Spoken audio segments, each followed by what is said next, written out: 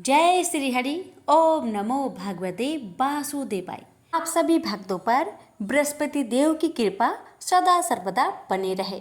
बृहस्पति भगवान की कृपा से आप सभी की मनोकामना पूर्ण हो।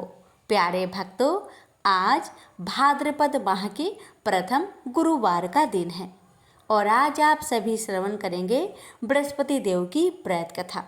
कथा को बड़े ही श्रद्धा से प्रसन्नचित मन से पूरा अवश्य सुनिएगा और कमेंट बॉक्स में बृहस्पति देव की जय अवश्य लिखेगा। तो आइए श्रवण करते हैं बृहस्पति देव की प्रेत कथा। प्राचीन काल की बात है। किसी राज्य में एक बड़ा प्रतापी और दानी राजा राज्य करता था। वह हर गुरुवार को व्रत रखकर दीन दुखियों की मदद करके पुण्य प्राप्त करता था। परंतु ये बात उसकी रानी को अच्छी नहीं लगती थी। वह न तो व्रत करती थी और न ही दान पुण्य में विश्वास रखती थी। इतना ही नहीं, वह राजा को भी ऐसा करने से मना करती थी। एक समय की बात है। राजा शिकार खेलने के लिए वन में गए। घर पर रानी और दासी थी। उसी समय गुरु बृहस्पति देव साधु का रूप धारण कर राजा के दरवाजे पर भिक्षा मांगने आए।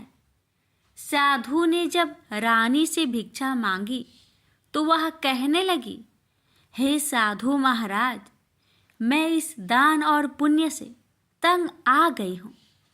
आप कोई ऐसा उपाय बताएं जिससे कि सारा धन नष्ट हो जाए और मैं आराम से रह सकूं।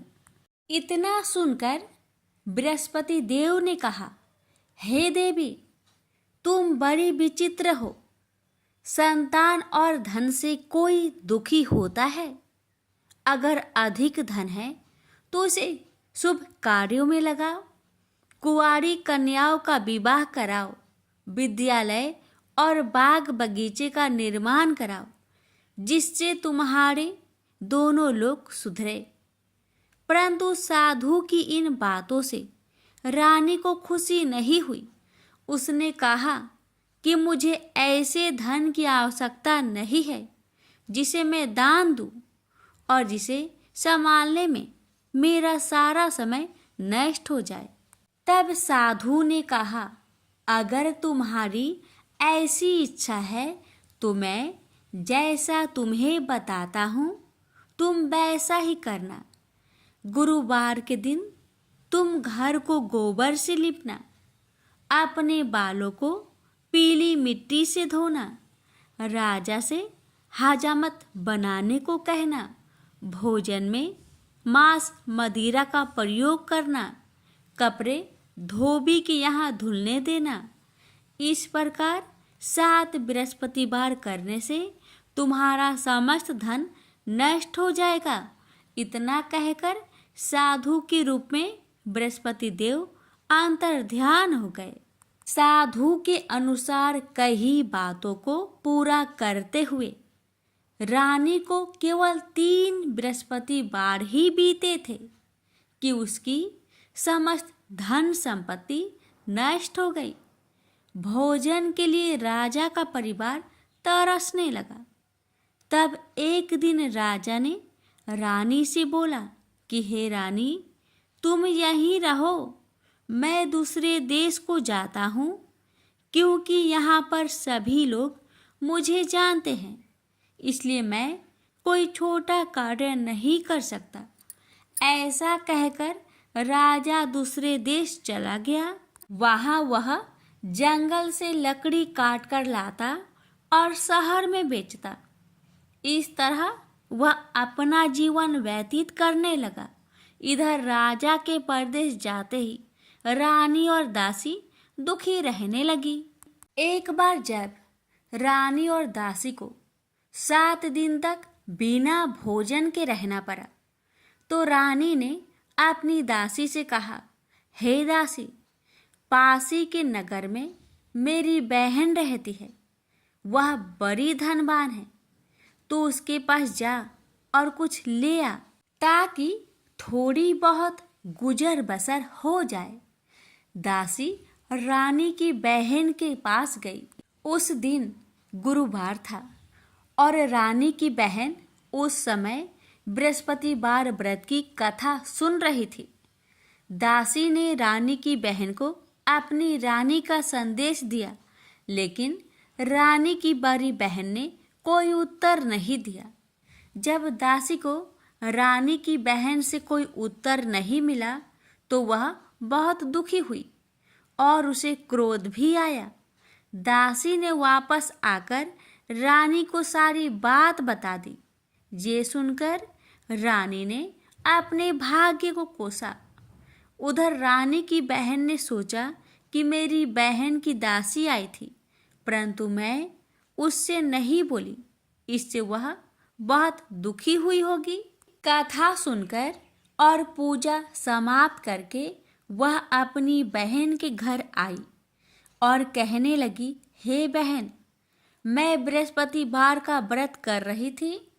तुम्हारी दासी मेरे घर आई थी, परंतु जब तक कथा होती है तब तक ना तो उठते हैं और ना ही बोलते हैं, इसलिए मैं नहीं बोली। बताओ दासी, क्यों आई थी? रानी बोली, बहन, तुमसे क्या छिपाऊं? हमारे घर में खाने तक को अनाज नहीं था। ऐसा कहते कहते रानी की आंखें भर आई। उसने दासी समेत पिछले 7 दिनों से भूखे रहने तक की बात अपनी बहन को विस्तार पूर्वक सुना दी। रानी की बहन बोली, देखो बहन, भगवान बृहस्पति देव सबकी मनोकामना को पूर्ण करते हैं। देखो, शायद तुम्हारे घर में अनाज रखा हो। पहले तो रानी को विश्वास नहीं हुआ, पर बहन के आग्रह करने पर उसने अपनी दासी को अंदर भेजा तो उसे सचमुच अनाज से भरा एक घड़ा मिल गया। यह देखकर दासी को बड़ी हैरानी हुई। दासी रानी से कहने लगी, हे रानी, जब हमको भोजन नहीं मिलता तो हम व्रत ही तो करते हैं, इसलिए क्यों ना इनसे व्रत और कथा की विधि पूछ ली जाए ताकि हम भी व्रत कर सके। तब रानी ने अपनी बहन से बृहस्पतिवार व्रत के बारे में पूछा। उसकी बहन ने बताया, बृहस्पतिवार के व्रत में चने की दाल और मुनक्का से विष्णु भगवान का केले के जड़ में पूजन करें तथा दीपक जलाए, व्रत कथा सुने और पीला भोजन ही करे। इससे बृहस्पति देव प्रसन्न होते हैं। व्रत और पूजन विधि बताकर रानी की बहन अपने घर लौट आई। 7 दिन के बाद जब गुरुवार आया तो रानी और दासी ने व्रत रखा। घुड़सार में जाकर चना और गुड़ लेकर आई। फिर उससे केले की जड़ तथा विष्णु भगवान का पूजन किया। अब पीला भोजन कहाँ से आए? इस बात को लेकर दोनों बहुत दुखी थे। चूंकि उन्होंने व्रत रखा था, इसलिए बृहस्पति देव उनसे प्रसन्न थे। इसलिए वे एक साधारण व्यक्ति का रूप धारण कर 2 थालों में सुंदर पीला भोजन दासी को दे गए। भोजन पाकर दासी प्रसन्न हुई और फिर रानी के साथ मिलकर भोजन ग्रहण किया। उसके बाद वे सभी गुरुवार को व्रत और पूजन करने लगी। बृहस्पति भगवान की कृपा से उनके पास फिर से धन संपत्ति आ गई, परंतु रानी फिर से पहले की तरह आलस्य करने लगी। तब दासी बोली, देखो रानी, तुम पहले भी इस प्रकार आलस्य करती थी। तुम्हें धन रखने में कष्ट होता था, इस कारण सभी धन नष्ट हो गया, और अब जब भगवान बृहस्पति की कृपा से धन मिला है तो तुम्हें फिर से आलस्य होता है। रानी को समझाते हुए दासी कहती है कि बड़ी मुसीबतों के बाद हमने यह धन पाया है, इसलिए हमें दान पुण्य करना चाहिए, भूखे मनुष्य को भोजन कराना चाहिए और धन को शुभ कार्य में खर्च करना चाहिए, जिससे तुम्हारे कुल का यश बढ़ेगा, स्वर्ग की प्राप्ति होगी और पितृ प्रसन्न होंगे। दासी की बात मानकर रानी अपना धन शुभ कार्य में खर्च करने लगी, जिससे पूरे नगर में उसका यश फैलने लगा। बृहस्पतिवार व्रत कथा के बाद श्रद्धा के साथ आरती की जानी चाहिए। इसके बाद प्रसाद बांटकर उसे ग्रहण करना चाहिए। एक दिन राजा दुखी होकर जंगल में एक पेड़ के नीचे आसन जमाकर बैठ गया। वह अपनी दशा को याद करके व्याकुल होने लगा। बृहस्पतिवार का दिन था। एकाएक उसने देखा कि निर्जन वन में एक साधु प्रकट हुए। वह साधु भेष में स्वयं बृहस्पति देवता थे। लकड़हारे के सामने आकर बोले, हे लकड़हारे, इस सुनसान जंगल में तू चिंतामग्न क्यों बैठा है? लकड़हारे ने दोनों हाथ जोड़कर प्रणाम किया और उत्तर दिया, महात्मा जी, आप सब कुछ जानते हैं, मैं क्या कहूँ? यह कहकर रोने लगा और साधु को अपनी आत्मकथा सुनाई।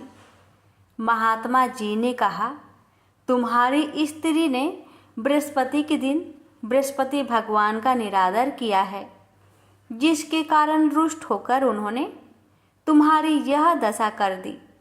अब तुम चिंता को दूर करके मेरे कहने पर चलो तो तुम्हारे सब कष्ट दूर हो जाएंगे और भगवान पहले से भी अधिक संपत्ति देंगे। तुम बृहस्पतिवार के दिन कथा किया करो। 2 पैसे के चने मुनक्का लाकर उसका प्रसाद बनाओ और शुद्ध जल से लोटे में शक्कर मिलाकर अमृत तैयार करो। कथा के पश्चात अपने सारे परिवार और सुनने वाले प्रेमियों में अमृत व प्रसाद बांटकर आप भी ग्रहण करो।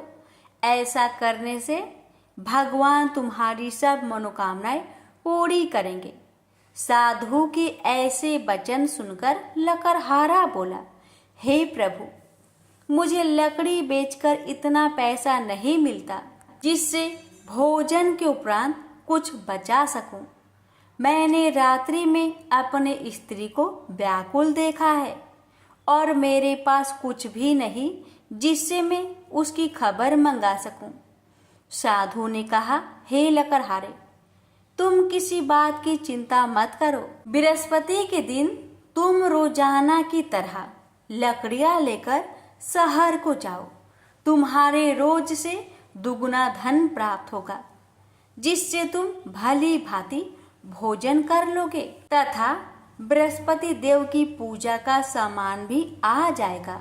इतना कहकर साधु अंतर्ध्यान हो गए। धीरे धीरे समय व्यतीत होने पर फिर वही बृहस्पतिवार का दिन आया। लकड़हारा जंगल से लकड़ी काटकर किसी शहर में बेचने गया। उसे उस दिन और दिन से अधिक पैसा मिला। राजा ने चना गुड़ आदि लाकर गुरुवार का व्रत किया। उस दिन से उसके सभी कलेश दूर हुए। परंतु जब दोबारा गुरुवार का दिन आया तो बृहस्पतिवार का व्रत करना भूल गया। इस कारण बृहस्पति भगवान नाराज हो गए। उस दिन उस नगर के राजा ने विशाल यज्ञ का आयोजन किया तथा शहर में यह घोषणा करा दी कि कोई भी मनुष्य अपने घर में भोजन न बनावे, न आग जलावे। समस्त जनता मेरे यहाँ भोजन करने आवे। इस आज्ञा को जो न मानेगा उसे फांसी की सजा दी जाएगी।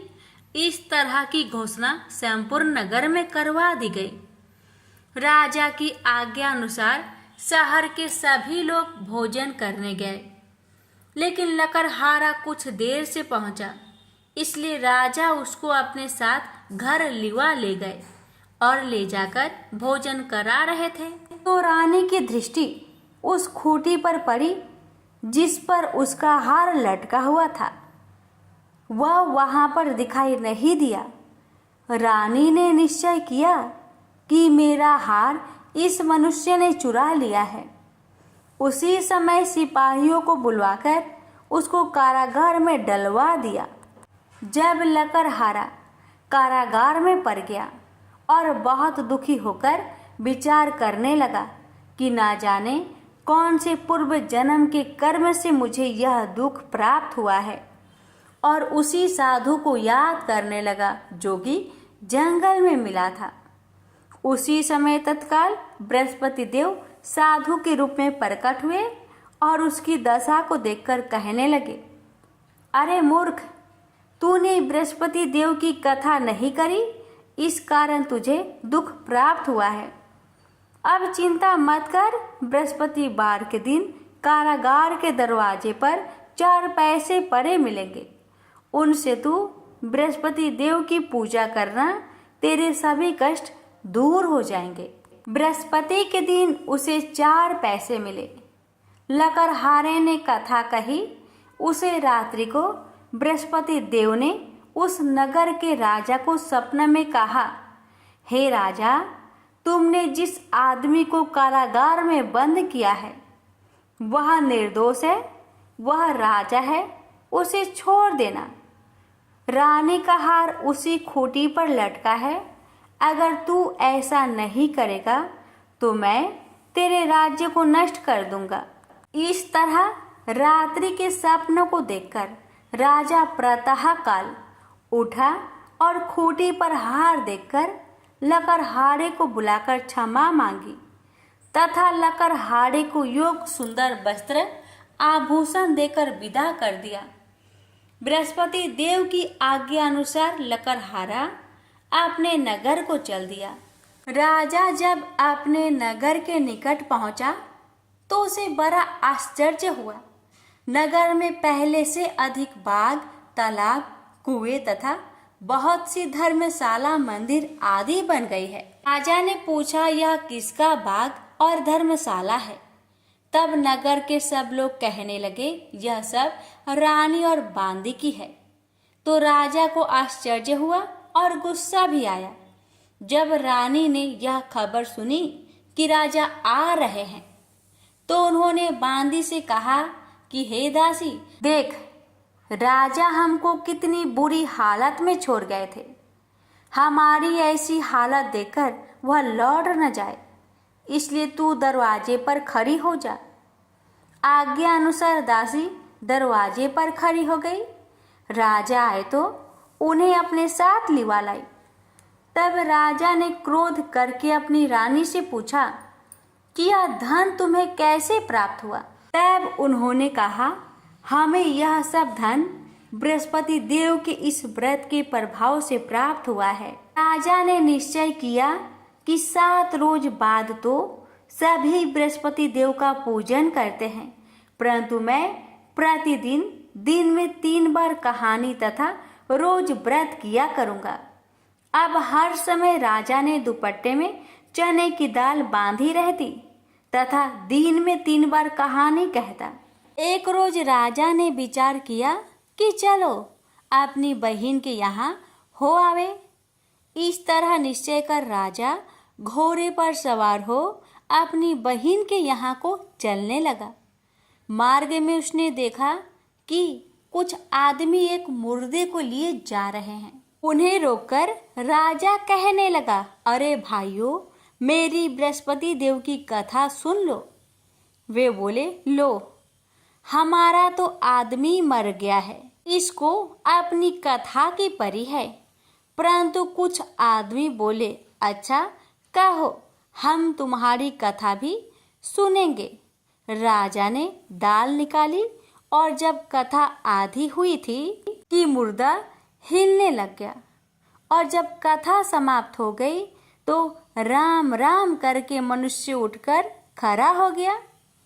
आगे मार्ग में उसे एक किसान खेत में हल चलाता मिला। राजा ने उसे देख और उससे बोले, अरे भैया, तुम मेरी बृहस्पतिवार की कथा सुन लो। किसान बोला, जब तक मैं तेरी कथा सुनूंगा तब तक 4 हरैया जोत लूंगा। जा अपनी कथा किसी और को सुनाना। इस तरह राजा आगे चलने लगा। राजा के हंसते ही बैल पछाड़ खाकर गिर गए तथा किसान के पेट में बड़ी जोर का दर्द होने लगा। उस समय उसकी माँ रोटी लेकर आई। उसने जब यह देखा तो अपने पुत्र से सब हाल पूछा और बेटे ने भी सभी हाल कह दिया।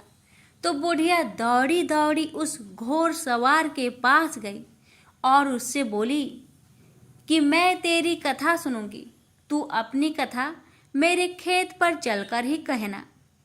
राजा ने बुढ़िया के खेत पर जाकर कथा कही। इसके सुनते ही वह बैल उठ खड़ा हुई तथा किसान के पेट का दर्द भी बंद हो गया। राजा अपनी बहन के घर पहुंचा। बहन ने भाई की खूब मेहमानी की। दूसरे रोज प्रातःकाल राजा जागा तो वह देखने लगा कि सब लोग भोजन कर रहे हैं। राजा ने अपनी बहन से कहा, ऐसा कोई मनुष्य है जिसने भोजन नहीं किया हो? मेरी बृहस्पतिवार की कथा सुन ले। बहन बोली, हे भैया, यह देश ऐसा ही है कि पहले यहाँ लोग भोजन करते हैं, बाद में अन्य काम करते हैं। अगर कोई पड़ोस में हो तो देख आऊं। वह ऐसा कहकर देखने चली गई, परंतु उसे कोई ऐसा व्यक्ति नहीं मिला जिसने भोजन न किया हो। अतः वह एक कुम्हार के घर गई जिसका लड़का बीमार था। उसे मालूम हुआ कि उनके यहाँ 3 रोज से किसी ने भोजन नहीं किया है। रानी ने अपने भाई की कथा सुनने के लिए कुम्हार से कहा। वह तैयार हो गया। राजा ने जाकर बृहस्पतिवार की कथा कही, जिसको सुनकर उसका लड़का ठीक हो गया। अब तो राजा की प्रशंसा होने लगी। एक रोज राजा ने अपनी बहन से कहा कि हे बहन, हम अपने घर को जाएंगे, तुम भी तैयार हो जाओ। राजा की बहन ने अपनी सास से कहा। सास ने कहा, हाँ चली जा, परंतु अपने लड़कों को मत ले जाना, क्योंकि तेरे भाई के कोई औलाद नहीं है। बहन ने अपने भैया से कहा, हे भैया, मैं तो चलूंगी पर कोई बालक नहीं जाएगा। राजा बोला, जब कोई बालक नहीं चलेगा तब तुम ही क्या करोगी? बड़े दुखी मन से राजा अपने नगर को लौट आया। राजा ने अपनी रानी से कहा, हम निरवंशी है, हमारा मुंह देखने का धर्म नहीं है और कुछ भोजन आदि नहीं किया। रानी बोली, हे प्रभु, बृहस्पति देव ने हमें सब कुछ दिया है, वह हमें औलाद अवश्य देंगे। उसी रात को बृहस्पति देव ने राजा से सपने में कहा, हे राजा, उठ, सभी सोच त्याग दे, तेरी रानी गर्भ से है। राजा को यह बात सुनकर बड़ी खुशी हुई। 9वें महीने में उसके गर्भ से एक सुंदर पुत्र पैदा हुआ। तब राजा बोला, हे रानी, स्त्री बिना भोजन के रह सकती है, पर बिना कहे नहीं रह सकती। जब मेरी बहन आवे तुम उससे कुछ मत कहना। रानी ने सुनकर हाँ कर दिया। जब राजा की बहन ने यह शुभ समाचार सुना तो वह बहुत खुश हुई तथा बधाई लेकर अपने भाई के यहाँ आई। तभी रानी ने कहा, घोड़ा चढ़कर तो नहीं आई, गधा चढ़ी आई। राजा की बहन बोली, भाभी, मैं इस प्रकार न कहती तो तुम्हें औलाद कैसे मिलती? बृहस्पति देव ऐसे ही हैं, जैसी जिसके मन में कामनाएं हैं सभी को पूर्ण करते हैं। जो सदा भावना पूर्वक बृहस्पतिवार का व्रत करता है एवं कथा पढ़ता अथवा सुनता है, दूसरों को सुनाता है, बृहस्पति देव उसकी सभी मनोकामना पूर्ण करते हैं। तो प्रेम से बोलिए, बृहस्पति भगवान की जय हो। अब श्रवण करें बृहस्पतिवार व्रत की आरती। जय बृहस्पति देवा, ओम जय बृहस्पति देवा, छिन छिन भोग लगाऊं कदली फल मेवा। ओम जय बृहस्पति देवा, जय बृहस्पति देवा, तुम पूर्ण परमात्मा, तुम अंतर्यामी, जगत पिता जगदीश्वर, तुम सबके स्वामी। ओम जय बृहस्पति देवा, जय बृहस्पति देवा। चरणामृत निज निर्मल, सब पातक हरता। सकल मनोरथ दायक, कृपा करो भरता। ओम जय बृहस्पति देवा, जय बृहस्पति देवा। तन मन धन अर्पण कर, जो जन शरण परे। प्रभु प्रकट तब होकर, आकर द्वार खरे। ओम जय बृहस्पति देवा, जय बृहस्पति देवा। दीन दयाल दयानिधि, भक्तन हितकारी। पाप दोष सब हरता, भव बंधन हारी। ओम जय बृहस्पति देवा, जय बृहस्पति देवा। सकल मनोरथे दायके, सब संचय हारो। विषय विकार मिटाओ, संतन सुखकारी। ओम जय बृहस्पति देवा, जय बृहस्पति देवा। जो कोई आरती तेरी प्रेम सहित गावे। जेठानंद आनंद कर, सो निश्चय पावे। ओम जय बृहस्पति देवा, जय बृहस्पति देवा। प्रेम से बोलिए बृहस्पति भगवान की जय।